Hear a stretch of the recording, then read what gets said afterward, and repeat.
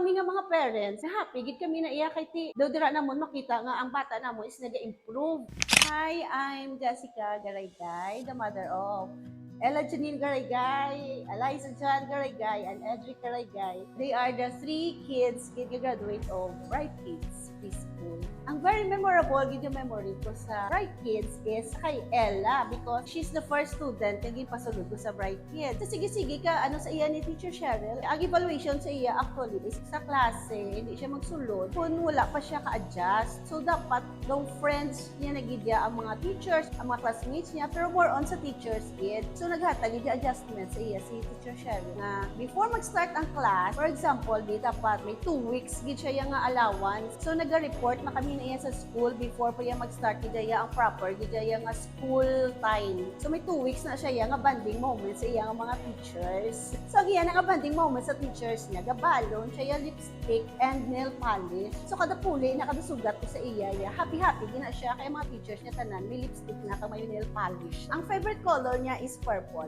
Hindi siya magsulod sa klase if hindi purple ang iya table kagang iya nga chair. May time gina nga gitago gini Teacher Cheryl ang iya nga crayons nga color nga purple. Kay puro na lang gid ako na purple sa Ella, pero actually kada ko gid sa nga hair. Kay hindi na siya subong shy, wala na siya adjustment sa mga bago nga environment o sa bago nga mga class. Ay daw na-develop niya sa sige-sige din masiguro nga daw special treatment siya kay Teacher Cheryl. Kaya wala siya subong, very jolly, very loud din na siya. Madala ka gid sa iya, magharak-hak siya.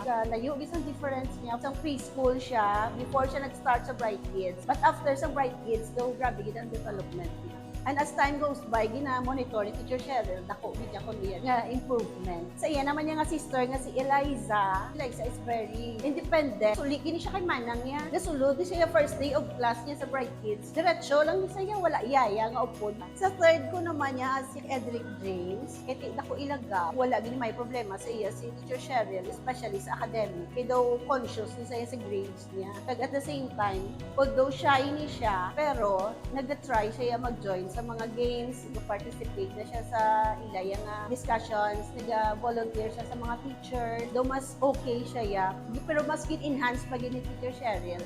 Gina-expose sila sa mga outside na mga activities, sa mga outside na mga events. So, dako gid bulik sa Bright Kids. Ella Janine, she's 15 now and she started sa Bright Kids at 2 years old. Same as Eliza Jan, which is already 13. Tapos si Edric started sa Bright Kids also 2 years old and he's in grade 3 now and 9 years old. Bright Kids Preschool is the right choice Jaya para sa preschool learning sa akon ng mga kids. Ang namin sa Bright Kids is may evaluation nga ginahimo si Teacher Cheryl in every children. Every kid has this evaluation though every quarter na siya. So kami nga mga parents, happy gid kami na iya kay ti daw dira namon makita nga ang bata namon is naga-improve. Sa education, ang Bright Kids grabe gid sila magputok sa mga bata, kaibid, katama.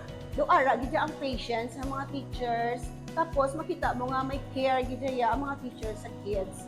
Do ginahatagan gid nila time. Ina ba lang makita nila kung anong weakness ng bata. Gina-try gid nga ang weakness sina ma-change into strength ng bata. Education wise ang ila gid nga pag-teach is grabe.